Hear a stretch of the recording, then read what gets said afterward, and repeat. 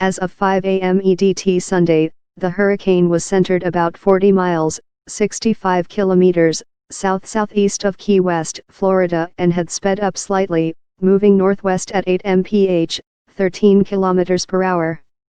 Tens of thousands of people huddling in shelters watched for updates as the storm swung to the west, now potentially sparing Tampa, as well Miami, the catastrophic head-on blow forecasters had been warning about for days. But those few miles meant St. Petersburg could get a direct hit, rather than its more populous twin across Tampa Bay. Neither city has suffered a major hurricane in nearly a century. "Tonight, I'm sweating. Tonight I'm scared to death," said 60-year-old Carol Walterson Stroud, who sought refuge in a senior center in Florida's southernmost city with her husband, granddaughter, and dog Saturday night. The streets emptied and shops were boarded up before the wind started to howl. Florida Governor Rick Scott had warned residents in the state's evacuation zones Saturday that this is your last chance to make a good decision. About 6.4 million people were told to flee. But because the storm is 350 to 400 miles wide, the entire Florida peninsula was exposed. Forecasters said the greater Miami area of 6 million people could still get life-threatening hurricane winds and storm surge of 4 to 6 feet. Irma was at one time the most powerful hurricane ever recorded in the open Atlantic with a peak wind speed of 185 mph, 300 km per hour, last week. It left more than 20 people dead across the Caribbean, and as it moved north over the Gulf of Mexico's bathtub warm water of nearly 90 degrees, it was expected to regain strength. Meteorologists predicted Irma would plow into the Tampa Bay area Monday morning. The area has not been struck by a major hurricane since 1921, when its population was about 10,000, National Hurricane Center spokesman Dennis Feltgen said. Now around 3 million people live there. Irma's course change caught many off guard and triggered a major round of last-minute evacuations in the Tampa area.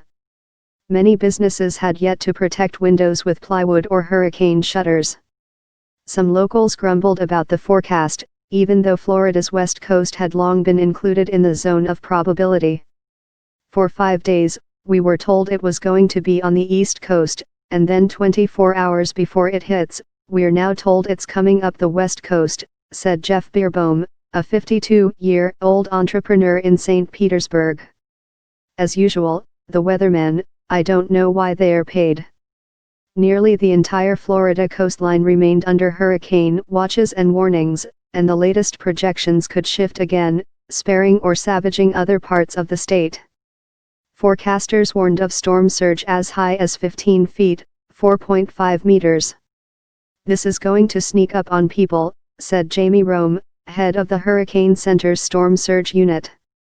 The westward shift prompted Pinellas County, home to St. Petersburg, to order 260,000 people to leave, while Georgia scaled back evacuation orders for some coastal residents. Motorists heading inland from the Tampa area were allowed to drive on the shoulders.